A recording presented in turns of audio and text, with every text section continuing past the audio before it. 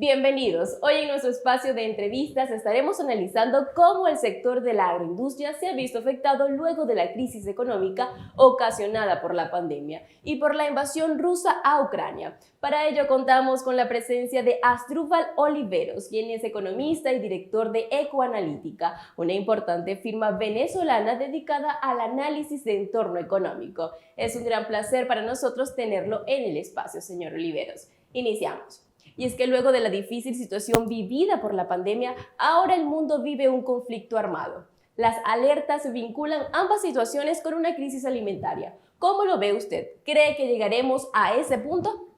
Mira, yo creo que es una crisis, vamos a decir, inusual, porque al final confluyen varios aspectos que difícilmente se hayan dado en otras circunstancias, ¿no? Por un lado, todo lo que es el efecto del COVID, que fue una disrupción muy profunda de la dinámica económica mundial. Obviamente, no habíamos enfrentado el impacto de una pandemia global y lo que significó, por ejemplo, los procesos de cuarentena o de encierro que fueron básicamente mayoría a nivel mundial, y eso generó pues unas consecuencias importantes sobre la economía. O sea, hay un factor, digamos, extemporáneo. Luego tienes un segundo elemento que es el conflicto o la invasión de Rusia a Ucrania, que yo te diría que es el conflicto bélico probablemente más importante por lo que implica desde la Segunda Guerra Mundial, y esto también es algo inédito, sobre todo porque involucra a Europa principalmente.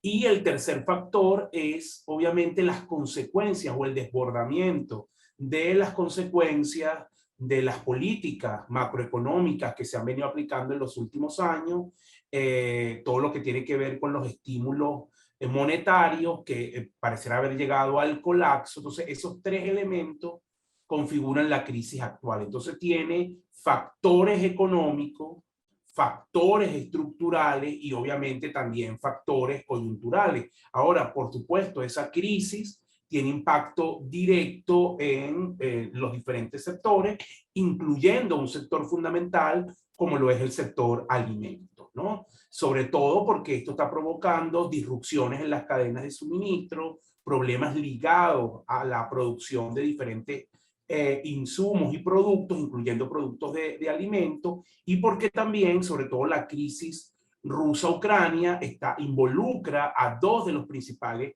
productores de alimentos del mundo. Entonces, difícilmente tú puedas ver que la crisis no tenga un efecto marcado sobre el mercado o la dinámica de los alimentos a nivel mundial.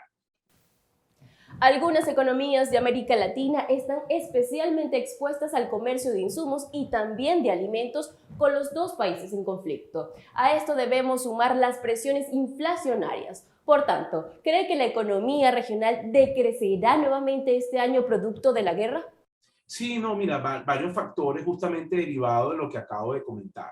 Latinoamérica, digamos, viene debilitada por el efecto del COVID.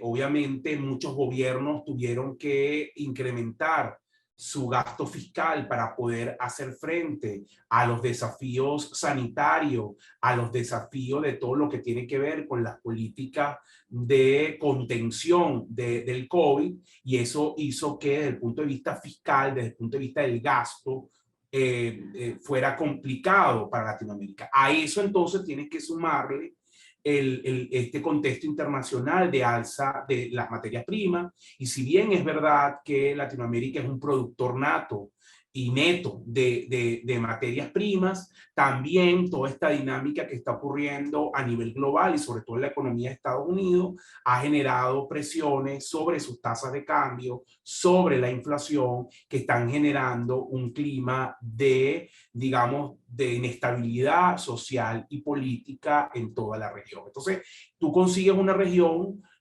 con poco espacio macroeconómico, es decir, con dificultades macroeconómicas, que ahora también tiene que enfrentar el alza de los precios de los alimentos, de las materias primas, de los fertilizantes, pero además también tiene que enfrentar el alza de la energía, y eso está provocando un alza importante en la inflación en toda la región. La mayoría de los países de la región está teniendo inflaciones récord, ¿no?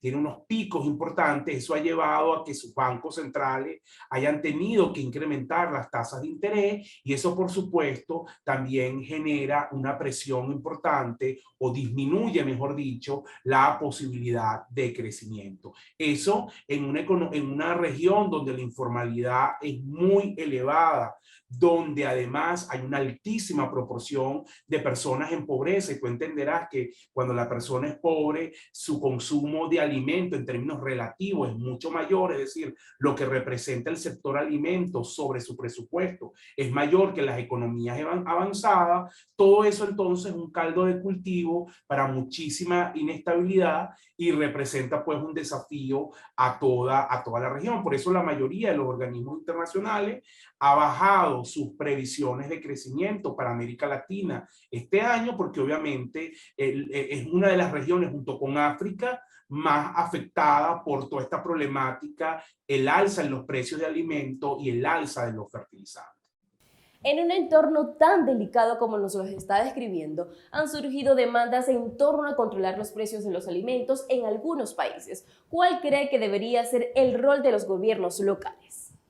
Mira, es una pregunta bien importante porque efectivamente, políticamente es muy tentador aplicar controles porque, bueno, pareciera que estás enfrentando la situación, en el corto plazo lucen muy bien, yo le pongo una especie de techo al incremento de los bienes y servicios, pero en realidad ese tipo de medida tiene consecuencias muy profundas en la economía, y en eso los venezolanos podemos dar cátedra porque obviamente, sobre todo en los últimos 20 años, hemos tenido prácticamente 16 de ellos controles muy estrictos de precios. ¿Qué derivaron esos controles? Y es un poco la consecuencia que uno pueda visorar si se aplican.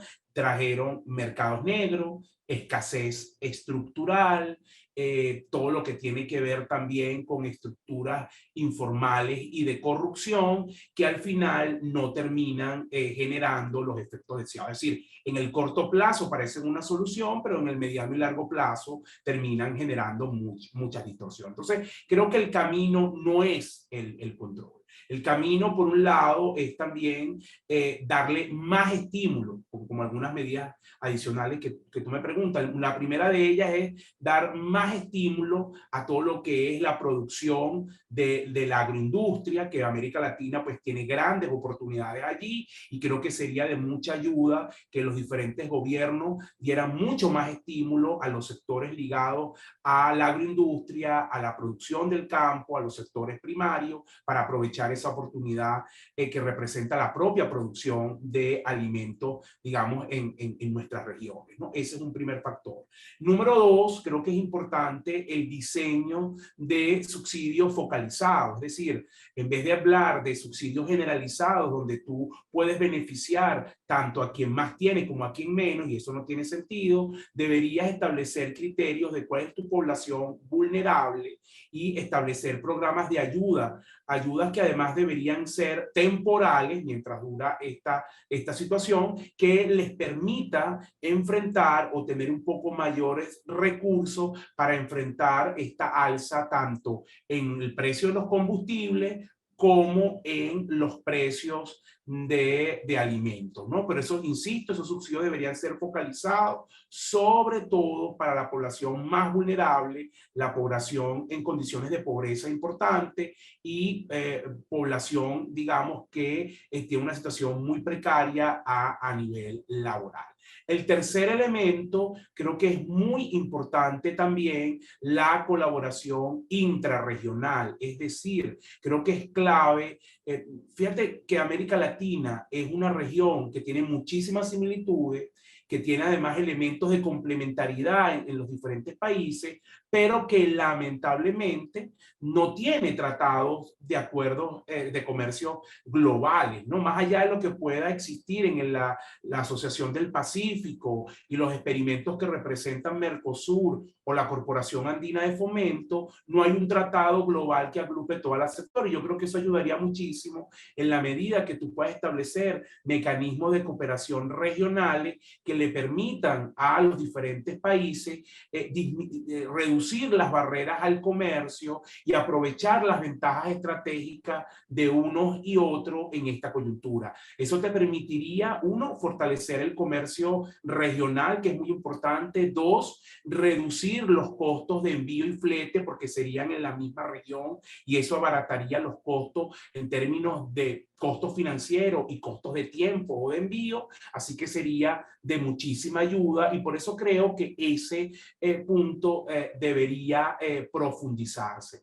En tercer lugar, creo que es muy importante la racionalización de los gastos y tener una política, digamos, bien pensada en términos de cuáles deben ser las prioridades de gasto de los diferentes gobiernos y sobre todo la política de impuestos. Hay una tentación de revisar impuestos, de incrementar también los impuestos en la región, lo hemos visto en Chile, probablemente lo veamos ahora en Colombia con la llegada de Petro, también en la Argentina, pero en una situación, digamos, de vulnerabilidad económica, aumentar impuestos puede ser contraproducente y por eso creo que son elementos a revisarse. Te diría que en líneas generales creo que esos son los 4 aspectos que creo fundamental en esta etapa. Ya para finalizar, ¿nos podría indicar qué oportunidades surgen de una crisis con tantos alcances como esta? Las oportunidades están, uno, en aprovechar todos los sectores, todas las ventajas que tiene América Latina en términos de la producción agroindustrial. Ahí hay muchísimas ventajas y hay países, donde incluyo a Venezuela, que no las han aprovechado del todo y creo que esto es una buena oportunidad para ellos. Y el segundo aspecto, justamente el que mencionaba antes, el tema del comercio, que creo que ahí también hay muchísimas oportunidades para ser aprovechados. Agradecidos de contar con la presencia de Asdrúbal Oliveros en Noticias del Agro, quien, recordemos, es economista y director de la consultora Ecoanalítica. Será hasta una próxima oportunidad. Recuerde que en redes sociales nos consiguen como Agrotendencia. Los dejo con la excelente programación que les ofrece Agrotendencia TV.